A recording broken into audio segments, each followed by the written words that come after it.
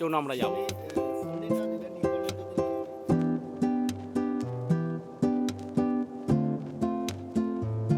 এখানে স্বয়ম্ভু ভোলেনাথ কিন্তু নিজের থেকেই এই জঙ্গলে আবির্ভূত হয়েছিলেন। তারকেশ্বর মন্দিরের প্রবেশদ্বার। বাবা দুধপুকুর।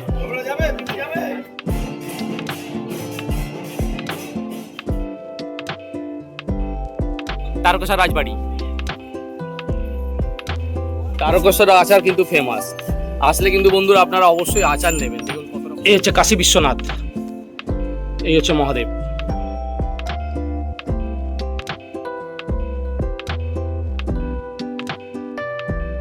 পানীয় জল কি এনার কাছে নিতে হবে আমাদের?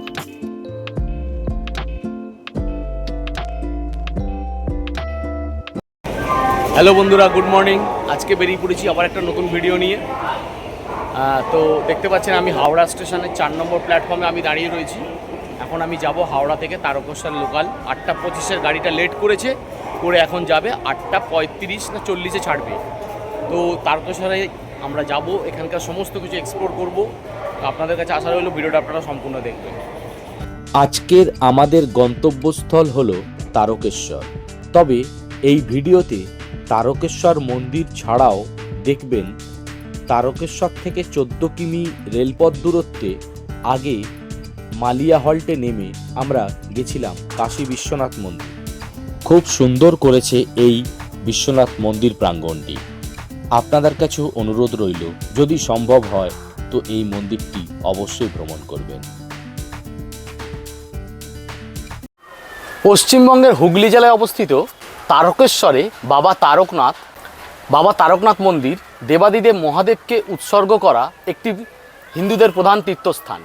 হাওড়া স্টেশন থেকে তারকেশ্বর, আরামবাগ এবং গোঘাট লোকালে তারকেশ্বরে পৌঁছানো যায়। সকালের দিকে অসংখ্য লোকাল ট্রেন প্রায় 15-20 মিনিট অন্তর অন্তর পেয়ে যাবেন। বন্ধুরা আমাদের গাড়িটা 3 নম্বর প্ল্যাটফর্মে নামিয়ে দিল।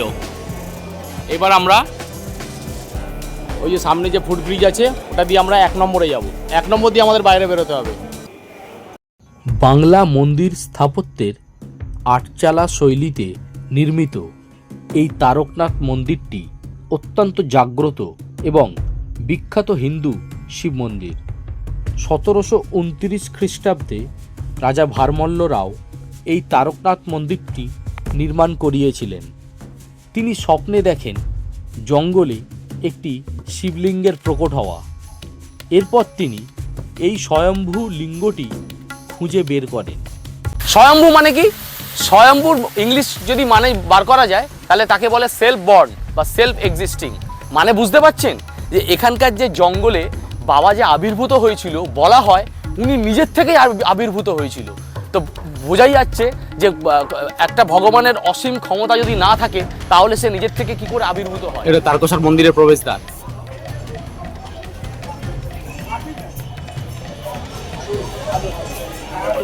এক নম্বর গেট দিয়ে আমরা প্রবেশ করছি।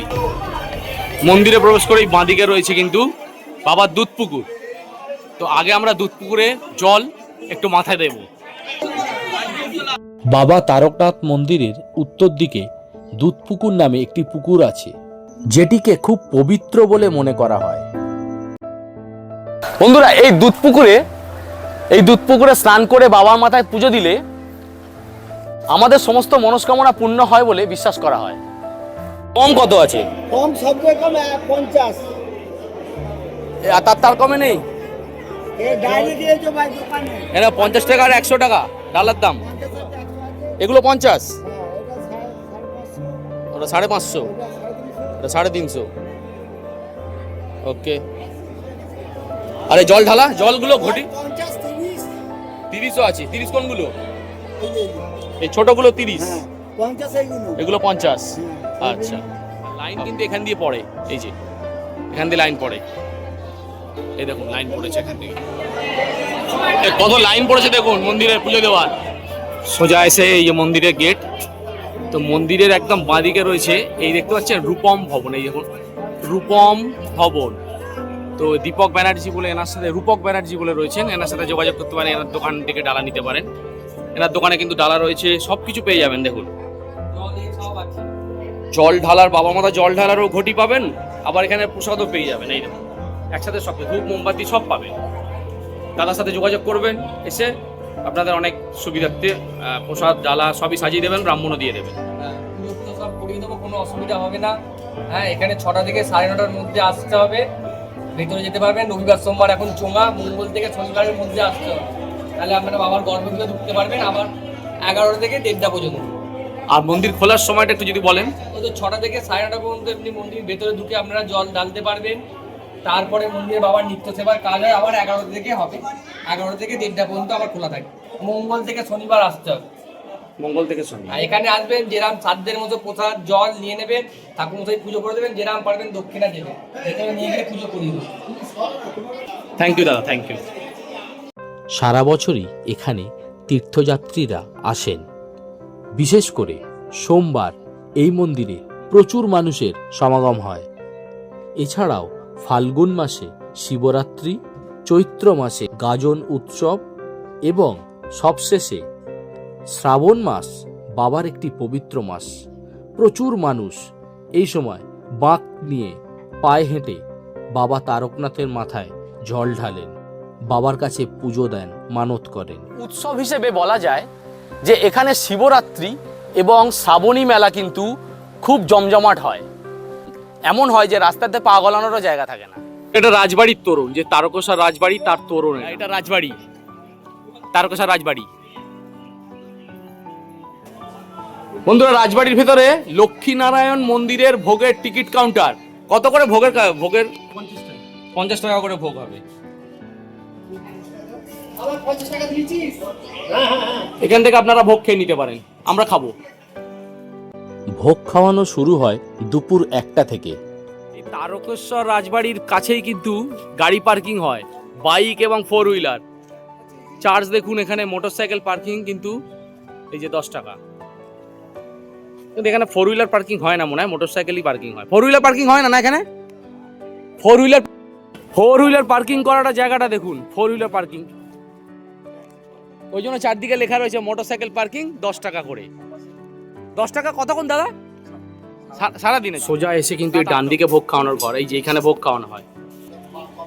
এখান থেকে রাজবাড়ির ভিউটা কত সুন্দর লাগছে দেখুন।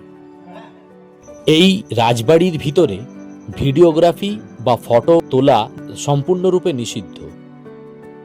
আমরা যে রাজবাড়িতে ভোগ খেলাম, ওখানে 50 টাকার বিনিময়ে আমাদের খাইয়েছিল সাদা ভাত, তারপরে দিয়েছিল শুক্তো, তারপর দিল মুগের ডাল, একটা বাঁধাকপির তরকারি, চাটনি আর পায়েস।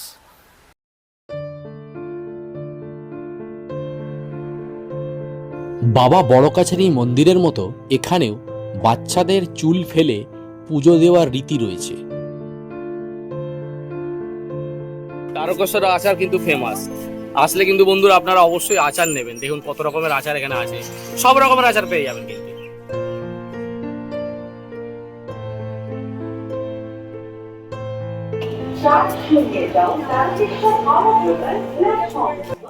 বন্ধুরা, আমাদের তারকেশ্বর মন্দিরে পুজো দেওয়া হয়ে গেছে।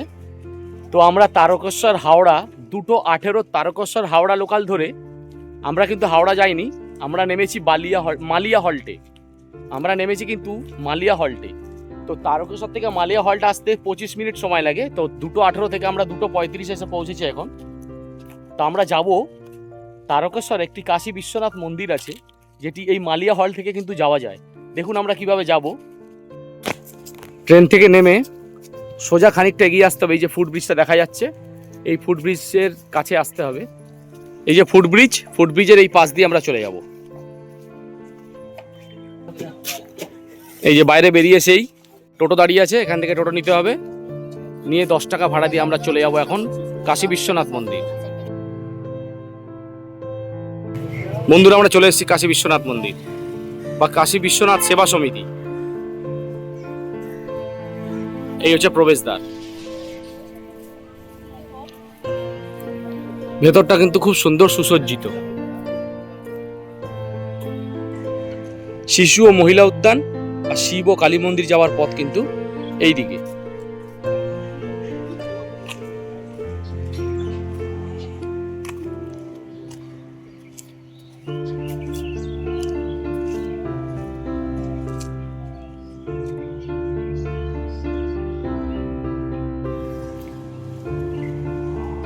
এখানে রাবণ সীতাকে হরণ করে নিয়ে যাচ্ছেন এবং জটায়ু পাখি সীতা দেবীকে বাঁচানোর চেষ্টা করছেন।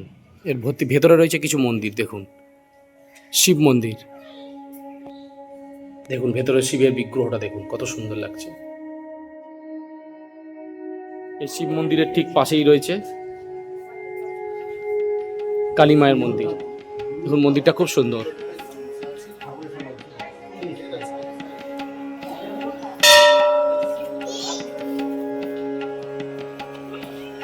খুব সুন্দর লাগছে মায়ের মুখটা। মায়ের মন্দিরের ঠিক ডান পাশেই রয়েছে বজরংবলী মন্দির।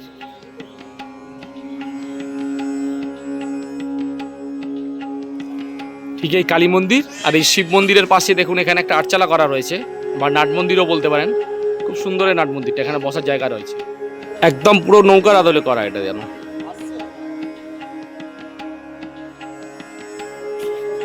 দেখুন এই যে পার্কটা রয়েছে, এটা মালিয়া পার্ক, প্রবেশের অনুমতি নেই, দেখুন শুধু মহিলা এবং শিশুরা প্রবেশ করতে পারবেন, তাও আবার বাগান খোলার সময় 2টো থেকে 6টা।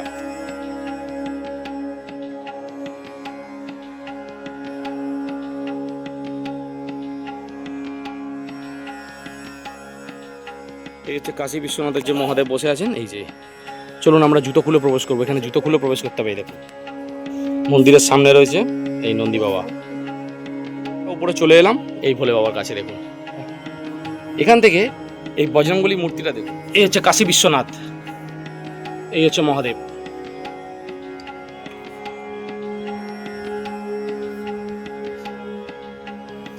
এবার এখান থেকে নেমে গিয়ে আমরা বজরংবলী মূর্তিটার কাছে যাব। এই যে বজরংবলী মূর্তিটা, যে এটা বাগান দিয়ে উদ্যান দিয়ে কিন্তু খুব সুন্দর করে ঘেরা। চলুন আমরা যাব।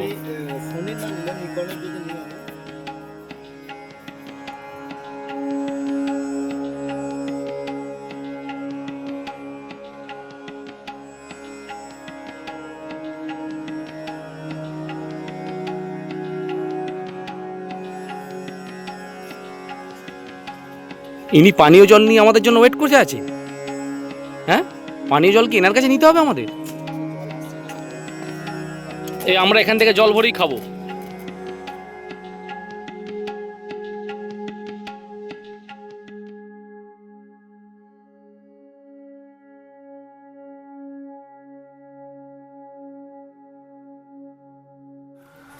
এখানে বাথরুম আছে, লেডিস আর জেন্টস আলাদা আলাদা। ছাদটা দেখুন কত সুন্দর এখানে। আচ্ছা এখানে লোকেশনটা কত সুন্দর দেখি। লোকেশনটা সত্যি খুব সুন্দর। আচ্ছা এখানে যে ওই যে সিকিউরিটির সাথে কথা বললাম, এখানে যে ওই যে বাড়িগুলো রয়েছে, ওই যে ওখানে যে বাড়িগুলো রয়েছে, ওই বাড়িগুলো এখানে ভাড়া দেওয়া হয়। তো সারাদিনের জন্য আপনারা রেস্ট নেবেন, তো সে কারণে ভাড়া দেয়। তো বললেন নিচের ঘরগুলো 1000 টাকা এবং উপরের ঘরগুলো 2000 টাকা করে ভাড়া। এই কাশী বিশ্বনাথের বৈশিষ্ট্য হচ্ছে এই যে এখানে দেখতে পাচ্ছেন এইগুলো করা রয়েছে। এখানে শ্রাবণ মাসে যারা ভক্তরা যে বাঁক নিয়ে আসে বাবা মাতা জল ঢালতে, এই লোহার যে পাইপগুলো রাখা রয়েছে এখানে কিন্তু বাঁক রেখে, আর এখানে কিন্তু ওরা বিশ্রাম নেয়। বন্ধুরা আমরা কিন্তু তারকেশ্বর এবং কাশী বিশ্বনাথ দুটো দর্শন করেছি। আবার টোটো ধরে আমরা স্টেশনে চলে যাব। মালিয়া হল থেকে আমরা কিন্তু হাওড়া চলে যাব। ঠিক 1 ঘন্টার জন্য আমরা নেমেছিলাম, 3:35-এ ট্রেন আছে, এখন ঘড়ি কাঁটা বাজে 3:20। আমরা চলে যাব মালিয়া হল্টে। মালিয়া হল থেকে কিন্তু আমরা পরের ট্রেন ধরে কিন্তু হাওড়া পৌঁছে যাব। তো আপনারা প্লিজ কমেন্ট করে জানাবেন ভিডিওটা আপনাদের কেমন লেগেছে।